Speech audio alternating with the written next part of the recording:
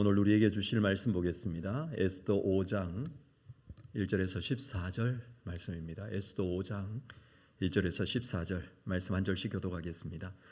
제3일에 에스더가 왕후의 예복을 입고 왕궁 안뜰 곧 어전 맞은편에 서니 왕이 어전에서 전 문을 대하여 왕자에 앉았다가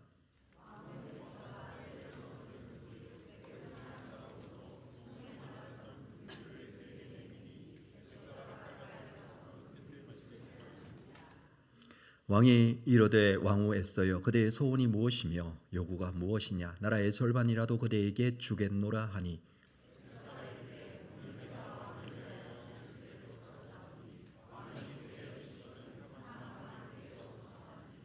왕이 이르되 에스더가 말한 대로 하도록 하만을 급히 부르라 하고 이에 왕이 하만과 함께 에스더가 베푼 잔치에 가니라.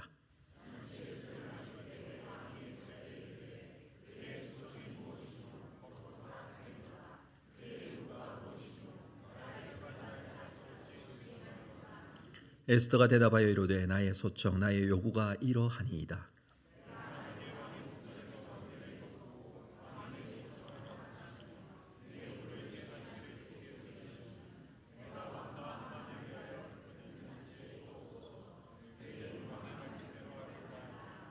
그날 하만이 마음이 기뻐 즐거이 나오더니 모르드게가 대궐 문에 있어 일어나지도 아니하고 몸을 움직이지도 아니하는 것을 보고 매우 노하나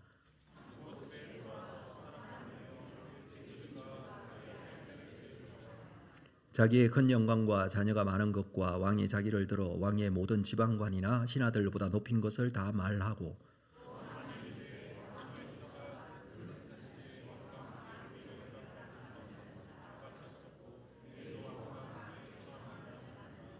그러나 유다 사람 모르드게가 대궐 문에 앉은 것을 보는 동안에는 이 모든 일이 만족하지 아니하도다 하니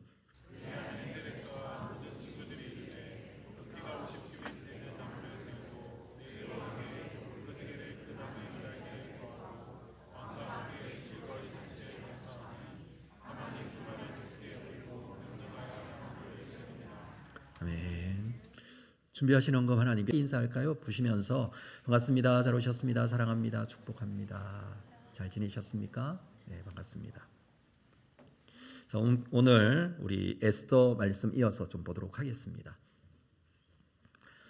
여러분들 우리가 살아가면서 살게 될 때에 항상 마음의 계획과 생각을 가지고 살아갑니다. 오늘도 주님 앞에 나오실 때에도 여러 가지 계획이 있으셨고 또 예배를 마치고 돌아가실 때에도 또 계획이 있을 겁니다. 많은 계획과 생각 속에서 그대로 실천하며 주의 뜻을 이루기를 소망하는 마음 우리 모두가 가지고 있습니다.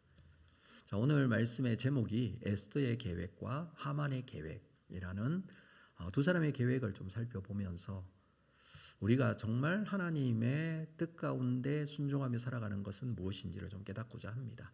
자, 지금 상황이 에스더 5장 말씀으로 들어왔는데 지금까지 가지고 있었던 하만의 음모로 인해서 모든 유대인들이 죽게 되었습니다. 왕의 조서가 반포되었고 그 조서는 바뀌지 않는 조서, 법령이 되었습니다. 이제 모든 자들은 다 페르시아 내에 살고 있는 모든 유대인들은 다 죽게 될 것입니다. 모르드게는 이 조서가 반포되어 그 내용을 알고 슬퍼하며 베옷을 입고 이 대궐 문 앞까지 가서 대성통곡을 하면서 이 사실을 왕궁 안에 있는 에스더에게 알립니다. 에스더는 이 내용을 알게 되고 모르드게에게 이런 부탁을 하죠. 3일 동안 모든 유대인들을 모아서 함께 금식해달라고. 그리고 나도 3일 동안 금식하고 왕에게 가겠다 합니다. 그러면서 유명한 말을 했죠. 죽으면 죽으리이다 라는 고백을 했습니다. 우리가 지난주 나눈 말씀입니다.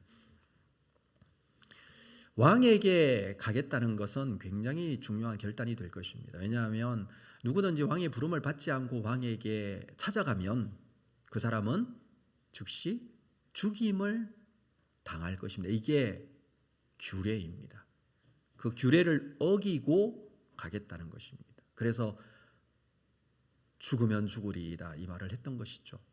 죽을 수도 있는 자리, 그 자리에 가겠다는 것입니다. 규례를 어겨서라도 가겠다는 것이죠. 그런데 왕이 금규를 내밀면 살 수 있습니다. 이것 또한 규례입니다. 죽을 수도 있는 자리에 가겠다는 이 에스더의 고백 이후에 3일이 지납니다. 자, 오늘 1절 말씀은 그렇게 기록하고 있죠. 제3일에 에스더가 왕후의 예복을 입고 왕궁 안뜰 곧 어전 맞은편 왕 앞에 섭니다.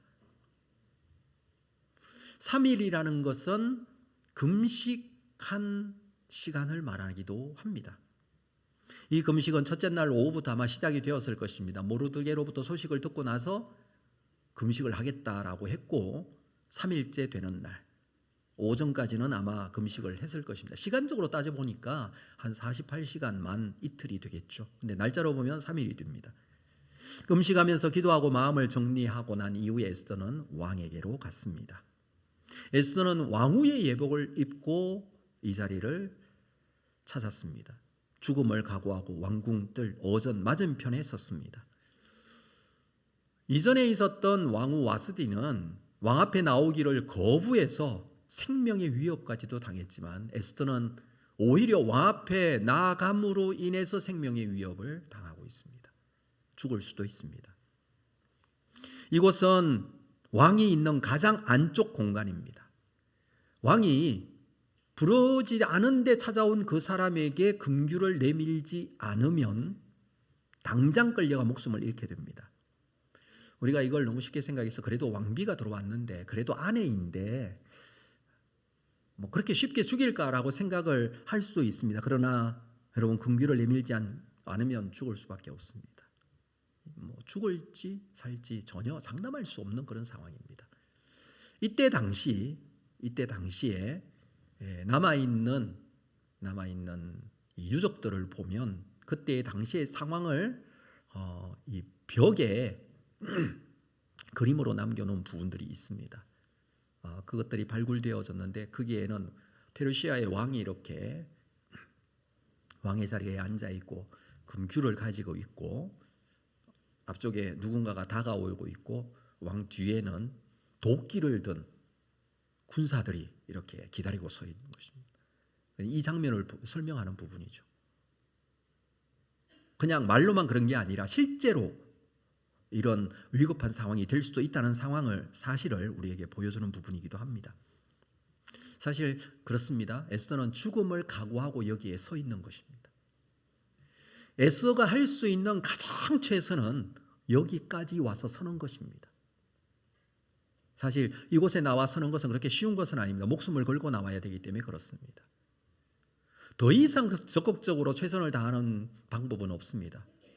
왕에게 쫓아가면서 큰 소리로 왕이 우리 민족이 다 죽게 되어서 억울하다고 그렇게 소리칠 수도 없는 상황이에요. 지금은 죽음이 경각에 달려있는 그런 상황이기 때문에 왕에게 가서 서는 것이 최선입니다. 물론 다행히 왕은 에스더를 죽이거나 하지 않고 금규를 내밉니다. 그리고 왕후 에스더는 이 금규를 만지게 되죠. 2절 말씀입니다. 왕후 에스더가 뜰에 선 것을 보고 매우 사랑스러움으로. 왕은 에스더를 보는 순간 매우 사랑스럽다라는 생각이 들었습니다.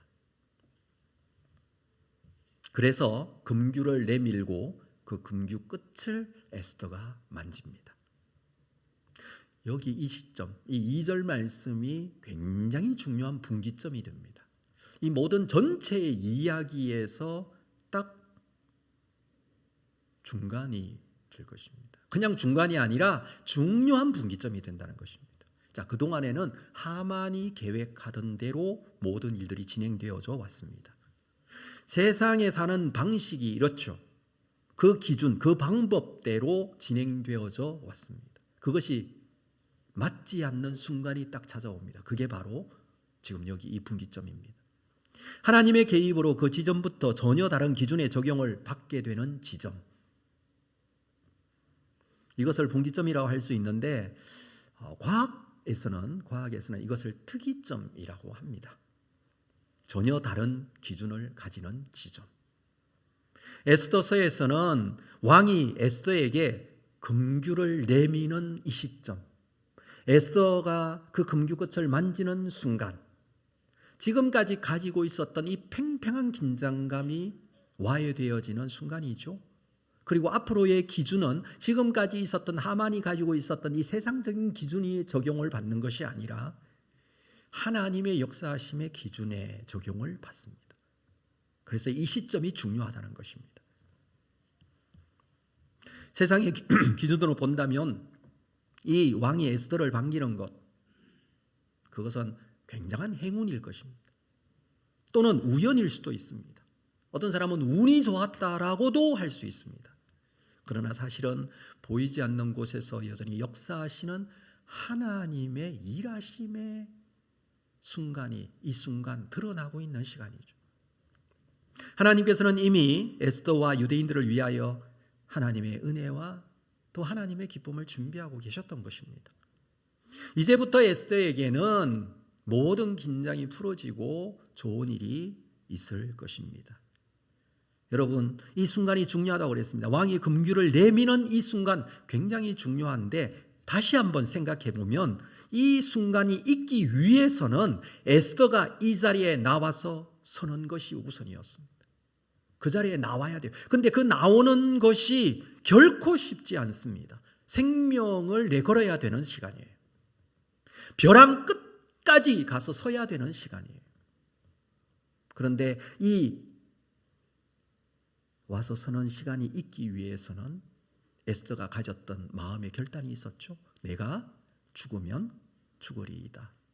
그리고 3일 동안 금식하고 믿음의 기도를 하나님께 드리고 그는 왕 앞에 갔던 것입니다. 그래서 분기점이 되는 왕이 내민 금규, 그것을 또 만지는 에스더, 그 시간이 중요하지만 이미 이 시간은 언제부터 작정되어졌냐면 그 전부터 작정되어 있었습니다. 에스더가 와서 서는 순간, 그 전에 결단하고 죽으면 죽겠다라고 생각했던 시간, 그리고 우리는 1장부터 이미 하나님께서 이 무대 뒤에서 역사하고 계시는 하나님의 손길을 계속 살펴왔습니다. 하나님께서는 배후에 역사하시고 수면 아래에서 모든 것들을 준비하시고 계셨지만 이 분기점에서부터 하나님의 역사가 수면 위로 나오고 있습니다. 직접적인 개입이 시작된 것이고, 지금부터는 세상의 기준으로 살아온 것 같이 느껴졌지만 앞으로는 하나님의 기준으로 하나님께서 이 일을 주관해 가실 것입니다. 여기서 우리가 봐야 될 것은 에스더가 할 수 있는 최선의 것은 그 자리에 가서 서는 겁니다. 그 자리는 두려움의 자리, 생명을 내거는 자리예요. 그렇지만 거기에 가야 살 수 있는 자리, 생명을 내건 자리. 이렇게 나온 에스더를 반기는 그 왕은 이렇게 말합니다. 자, 3절 말씀 같이 한번 읽어볼까요? 3절 한 목소리로 시작. 왕이 이르되 왕후 에스더여, 그대의 소원이 무엇이며 요구가 무엇이냐? 나라의 절반이라도 그대에게 주겠노라. 왕은 이렇게 말합니다. 이 상황이 에스더가 목숨을 걸고 나왔다는 것을 누구보다도 왕은 잘 알고 있어요. 갑자기 불쑥 왕을 찾아온다, 이것은 생명 걸고 나오는 것 아니면 할 수 없는 거 알고 있어요. 이 법령에 대해서, 이 규례에 대해서 왜 왕이 모르겠습니까? 그런데 왕이 금규를 내밀면서 에스더에게 이렇게 말하면 네 소원이 뭐냐? 하고 싶은 말이 뭐냐? 뭐든지 말하라. 내가 다 들어주겠다. 나라의 절반이라도 주겠다. 이렇게 말합니다. 이때가 정말 기회가 된 것이죠. 절호의 찬스이죠. 지금 딱 말하면 모든 거 다 들어줄 것 같이 왕이 말하니까. 그런데 에스더는 곧장 말하지 않습니다. 그 다음 구절을 볼까요? 4절 에스더가 이르되 오늘 내가 왕을 위하여 잔치를 베풀었사오니 왕이 좋게 여기시던 하만과 함께 오소서. 에스더는 그냥 기도하고 기다리고 있다가 왕에게 뛰어간 것이 아니었어요. 그는 기도하고 확신을 가지고 준비한 것입니다. 무엇을 준비했어요? 잔치를 준비했어요. 이미 잔치는 준비되어 있습니다. 오늘 잔치를 준비했으니까 왕이시여 하만과 함께 오소서. 이렇게 말합니다. 에스더는 죽음을 각오하고 이 일을 시작했고 뿐만 아니라 치밀하게 계획을 세워 진행하고 있습니다. 이게 에스더의 계획입니다. 5절 볼까요? 왕이 이르되 에스더가 말한 대로 하도록 하만을 급히 부르라. 왕의 입장에서는 에스더가 할 말이 있는데 잔치에 오라고 그러니까 빨리 그곳에 가야 되겠다는 생각을 한 것 같아요. 그래서 급히 부르라고 합니다. 그리고 하만과 함께 에스더가 준비한 잔치에 함께 갑니다. 에스더서를 보면 잔치가 계속 반복돼요. 잔치가 오늘 이 잔치가 몇 번째 잔치인 줄 아세요? 전체 잔치가 에스더서에 10번이 나와요.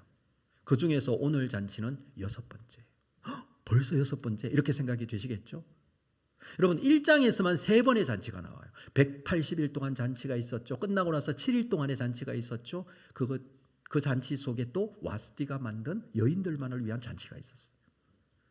2장에 가서 보면 에스더가 왕비가 되고 나서 잔치를 베풉니다. 3장에 가서 보면 왕의 조서가 반포되고 난 이후에 하만과 왕이 뭘 하고 있으냐? 술잔을 기울이고 있었어요. 그게 5번째 잔치였어요. 그리고 오늘 에스더가 베푼 잔치가 6번째. 10번 중에 6번째예요. 이미 분기점이 넘어가고 있다는 뜻이에요. 잔치는 에스더서에 있어 굉장히 중요한 순간, 일의 전환점이 일어날 때마다 잔치가 있습니다. 에스더가 만든 준비한 잔치. 이 잔치는 중요한 일의 시작을 알리는 기능을 하고 있습니다.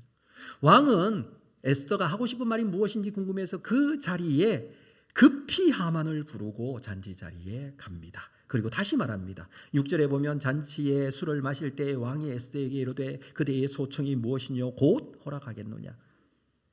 나라의 절반이라도 내가 주겠다. 이렇게까지 말합니다. 매달리는 쪽이 지금 오히려 왕이 된 것이에요. 제가 그 자리에 있었다면 저는 화를 낼 것 같아요. 빨리 좀 얘기하라고. 아직까지 왜 이렇게 말도 안 하고 그렇게 뜸을 들이냐고 했을 것입니다. 말도 안 하고 있으니까 너무너무 궁금합니다. 에스더가 대답합니다. 7절 나의 소청 나의 요구가 이러합니다. 8절 내가 만일 왕의 목전에서 내를 입었고 왕이 내 소청을 허락하시며 내 요구를 시행하시기를 좋게 여기신다면 내가 왕과 하만을 위하여 베푸는 잔치에 또 오소서. 지금 잔치를 하고 있는데 지금 하고 싶은 말은 지금 하지 않고 내일 하겠다는 거예요. 내일 잔치를 또 할 텐데 그때 또 오라는 거예요. 아무리 왕비여도 아무리 왕이 금규를 내밀어서 왕비가 살게 되었어도 이건 좀 지나치다는 생각을 할 수 있지 않습니까?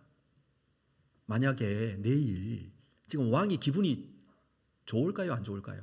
기분이 좋아요. 왜냐하면 나라의 절반이라도 주겠다고 다 들어주겠다고까지 얘기합니다. 이유가 있어요. 에스더가 딱 나타난 순간 왕의 마음이 너무 사랑스러웠다. 2절에서 그렇게 말하고 있거든요. 뭐든지 다 들어줄 것 같다. 여러분 그런 적 있지 않습니까? 다 들어줄 것 같은, 생명이라도 내줄 것 같은 막 이런 상황이 지금 되었어요. 그러면 이때 말해야죠. 근데 말하지 않는다는 거예요. 만약에 내일 상황이 좀 바뀌어서 왕의 기분이 안 좋아졌어요. 그럼 내일 얘기하면 큰일 나는 거예요. 에스더가 다음 날 말하고자 하는 건 매우 중요한 사실을 말하려고 한다는 것을 왕은 알고 있었습니다. 그래서 다음 날까지 미루어지게 됩니다. 그런데 생각해 보면 왜 에스더는 자꾸 이 시간을 미루는 것일까요? 처음에 왕에게 가서 말하면 안 됐을까요? 두 번째, 왕의 잔치에 왔을 때 말하면 안 될까요? 아니, 그것보다 먼저 3일 동안 금식하기 전에 모르드게하고 얘기했을 때 왕의 조서가 지금 반포되었는데 지금 빨리 가야 된다고 그렇게 생각하고 바로 달려가는 게 더 좋지 않았을까요? 여러 가지로 우리가 생각해 볼 수 있는데 왜 에스더는 이 시간을 자꾸 미루고 있을까요?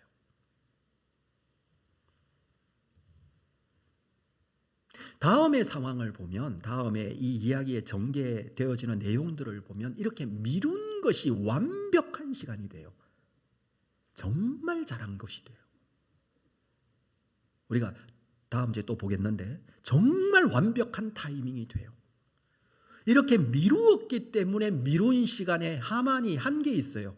높은 50규빗이나 되는 장대를 세우는 거. 그리고 그 장대에는 누가 달리게 되냐 하면 모르드게를 달기 위해서 세웠던 장대인데 그곳에 하만이 달려요.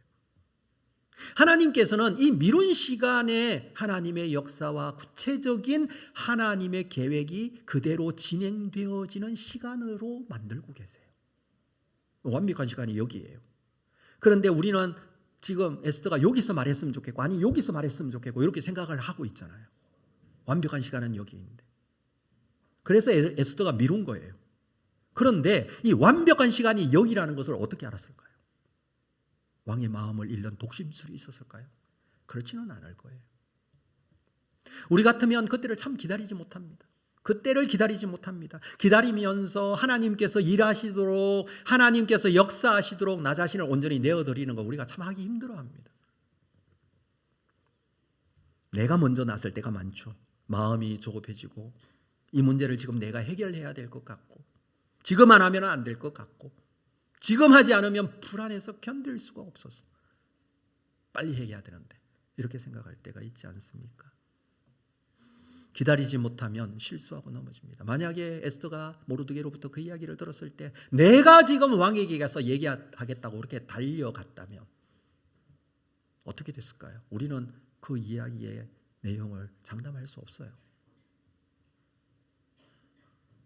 근데 에스더가 한 게 있습니다. 그것은 바로 3일 동안 금식한 거예요.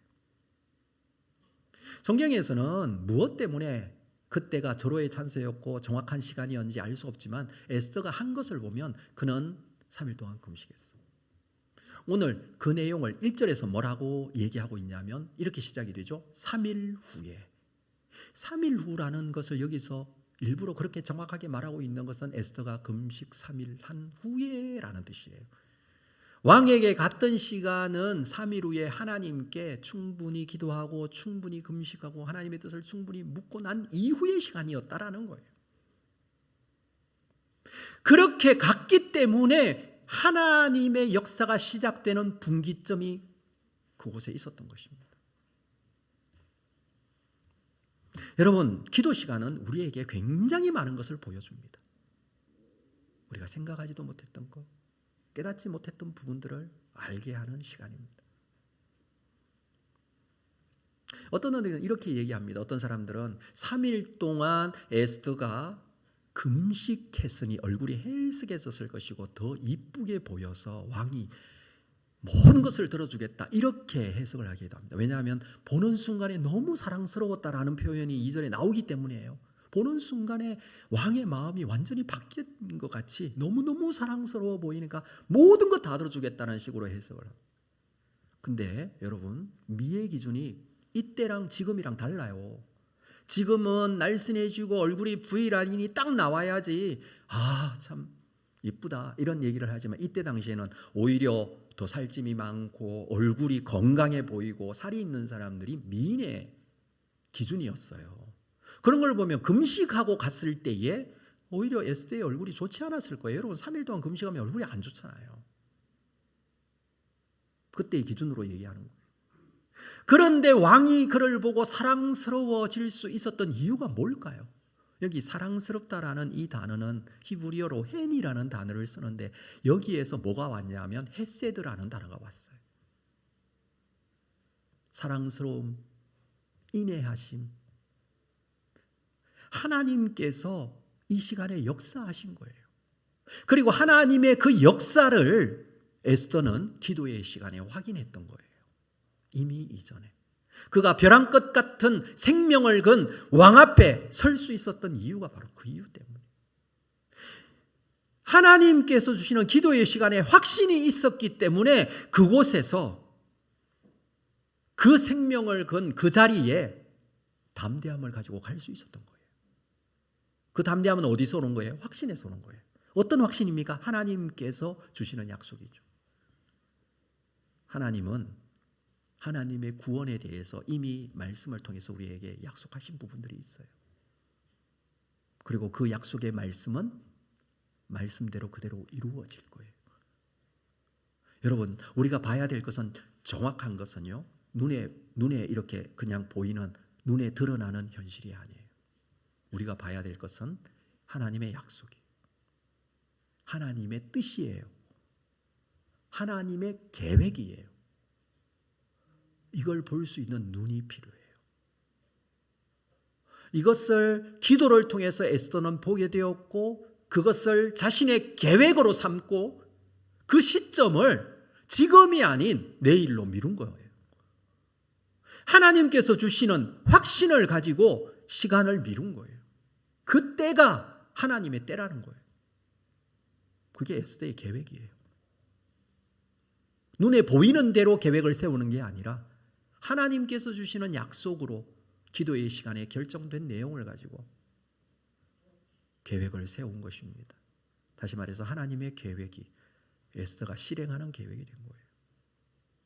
그런데 눈에 보이는 대로만 하지 않고 눈에 보이는 대로만 하는 하만의 계획도 있었습니다. 그게 9절 이후에 우리가 보게 될 내용입니다. 한번 볼까요? 9절 같이 읽습니다. 시작.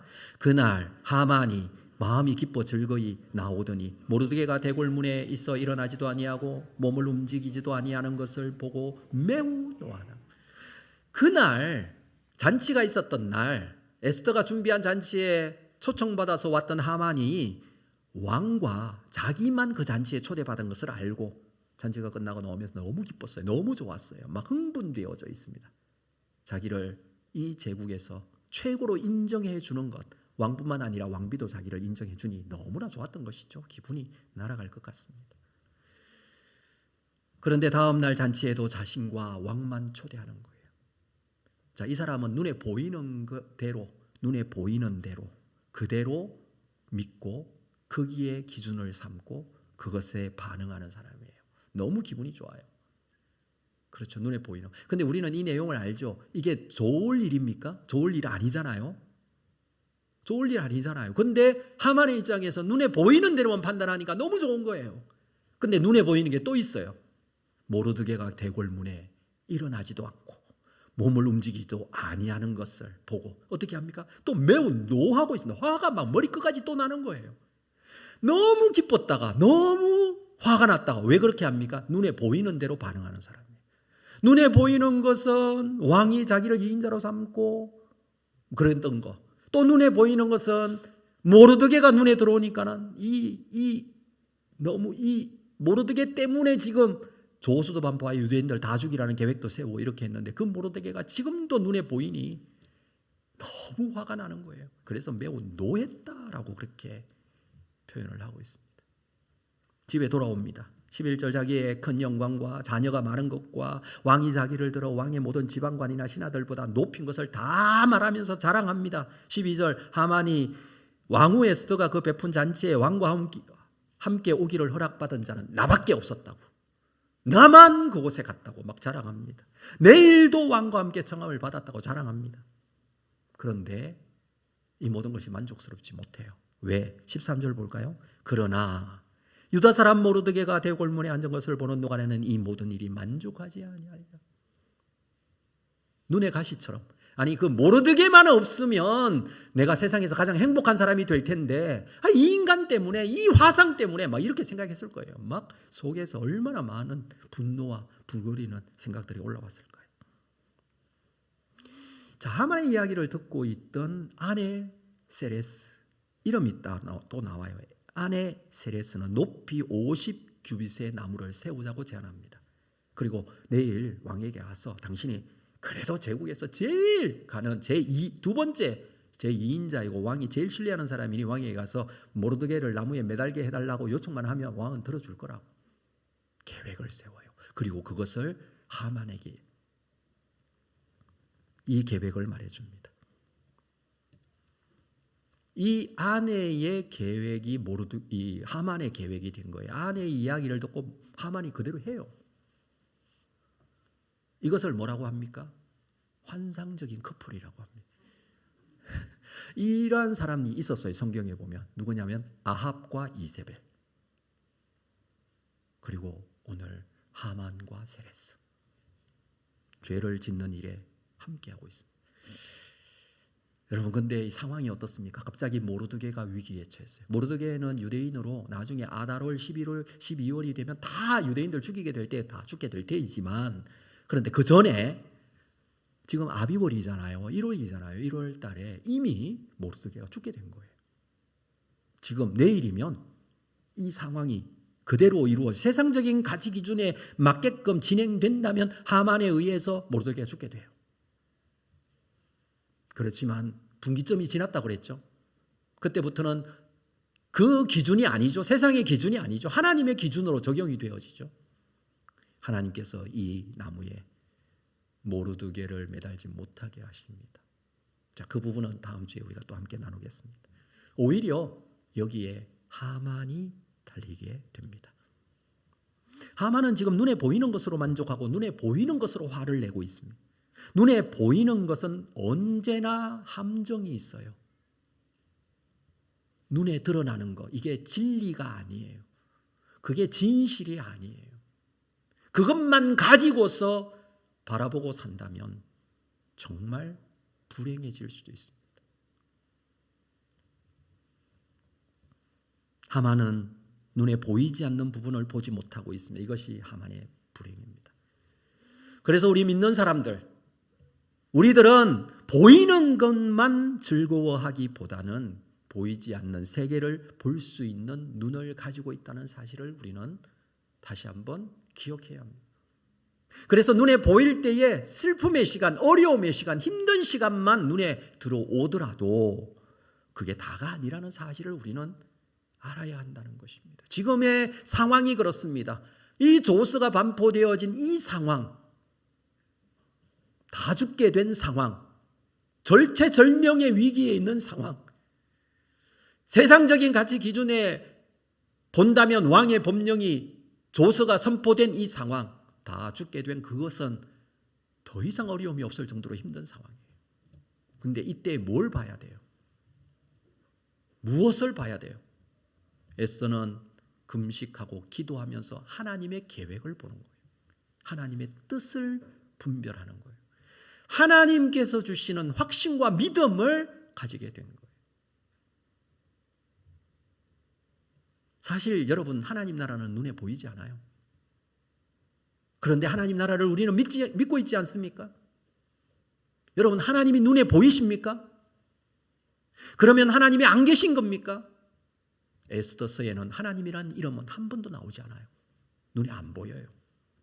근데 하나님의 역사는 진행되고 있어요. 우리에게도 마찬가지가 아닙니까? 여러분, 눈에 보이는 게 현실이 아니에요. 현실은요, 하나님의 계획하심이에요. 그대로 이루어질 거예요.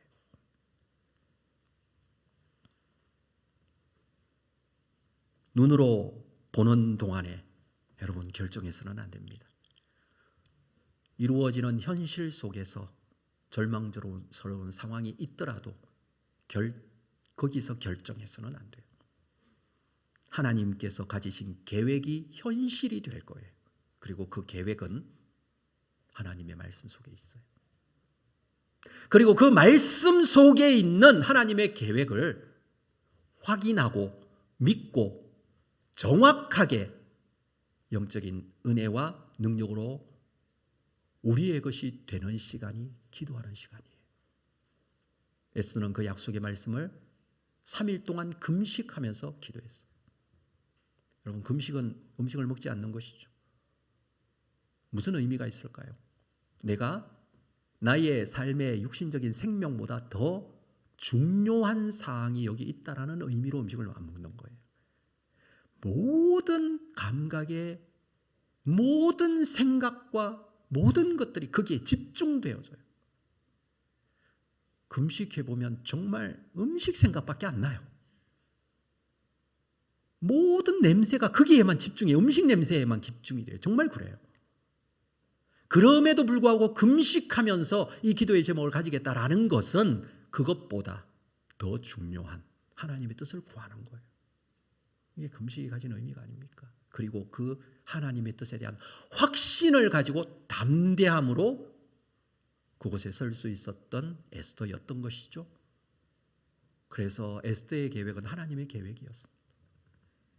하만의 계획은요, 눈에 보이는 대로 하는 계획이었어요.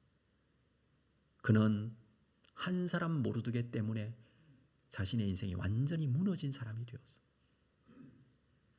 우리의 계획은 어떠해야 합니까? 어디에 근거한 계획이 되어져야 됩니까? 하나님께서 우리에게 주시는 약속의 말씀이 있어요. 그 약속의 말씀대로 하나님께서는 이루실 것입니다. 기도의 시간을 통해서 이것을 확인하는 우리들이 되어야 돼요. 하나님의 뜻이 이루어지는 것을 믿음의 눈으로 볼 수 있고 그것에 대한 확신과 담대함이 있어야 돼요. 망하지 않습니다. 절대로 하나님의 뜻은 그대로 이루어지며 하나님의 나라는 완성되어지며 하나님께서 계획하신 대로 구원의 놀라운 은혜들을 베풀어 주실 것입니다. 우리는 말씀 속에서 이것을 확인해야 돼요. 그리고 기도의 자리에서 이것을 가지고 하나님께 가야 돼요. 하나님께서는 우리에게 말씀하십니다. 확신을 가지고 담대함으로 하나님의 때를 결정하고 그 뜻대로 순종하는 여러분들 다 될 수 있기를 주의 이름으로 축복합니다. 자리에서 다 일어나시겠습니다.